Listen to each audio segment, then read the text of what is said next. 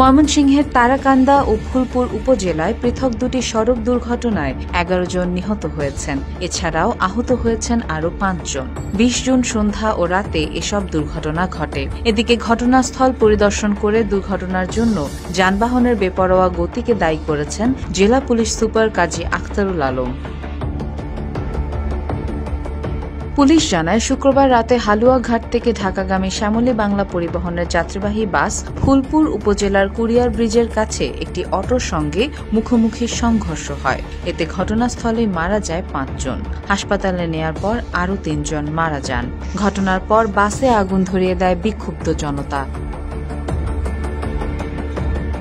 এদিকে সন্ধ্যার আগে ময়মনসিংহের তারাকান্দা উপজেলার কোধালধর এলাকায় অ্যাম্বুলেন্স এবং অটোরিকশার সঙ্গে সংঘর্ষ হয়। এতে ঘটনাস্থলে মারা যান 2 অটোরিকশার যাত্রী। পরে হাসপাতালে নেয়ার পথে মারা যায় আরও 1 জন। এসব ঘটনার পরপরই ফুলপুরে ছুটে যান জেলা পুলিশ সুপার কাজী আখতারুল আলম। তিনি বলেন, বেপরোয়া গতি ও চালকদের অদক্ষতার কারণেই দুর্ঘটনা ঘটেছে। আহতদের চিকিৎসায় সহযোগিতা করা হবে। দুর্ঘটনায় জড়িতদের বিরুদ্ধে প্রয়োজনীয় ব্যবস্থা নেওয়া হবে বলেও জানান তিনি।